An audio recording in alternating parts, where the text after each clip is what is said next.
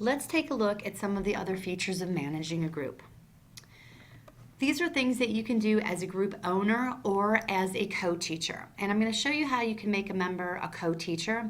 And a co-teacher, when you make a member a co-teacher of a group, they basically have all the rights that you have as an owner, except for they cannot delete a group, they cannot archive a group, and they cannot also pick other members to be co-teachers, but they can do any of these features. So when you know you're an owner of a group is because you can see the group code here. If you don't see the group code here, you're not the owner of a group. When you click on members, you can also see I am the owner and everybody else are teachers.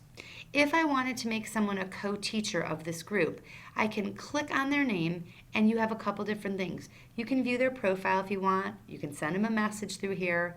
Here's how you can remove them from a group if you need to remove someone from a group, and you can do that as an owner or co-teacher. Or you can click here and make them co-teacher. This is also how you can make someone read only. So if I said, like for example, you had a pesky student who kept posting inappropriate things to a group, this is how you can set them to read only. So once again, it's click on the person and you can see their profile, progress, which means if it's a student, you can see their grades, send them a message, or make them a co-teacher if they're a teacher, or set them to read only. Also, when you're in the members part of a group, this is where you can get the parent codes. So up here, there used to be in the old version, it said parent spreadsheet over here, but now up here there is a printer icon. So you can click on the printer icon and here's where you can get the parent codes, and it will open it up as a CSV document, so an Excel document. I'm not going to open it up right now.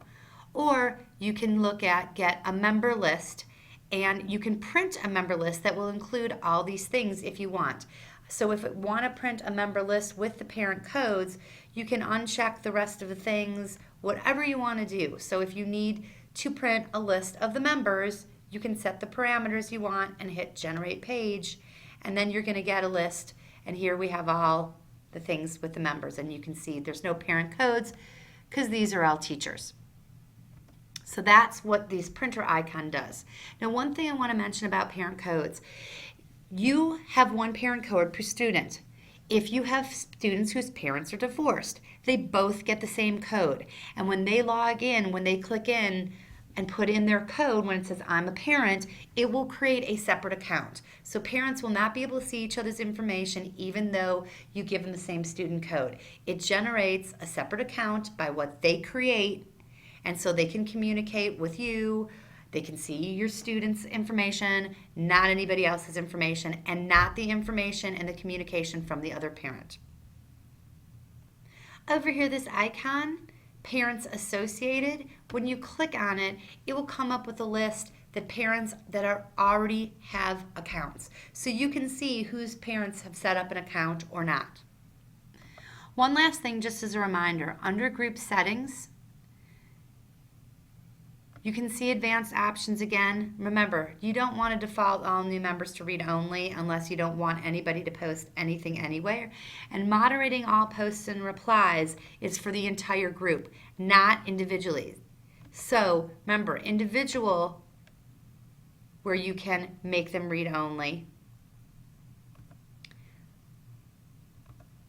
Group settings, where you can make them read only under advanced options.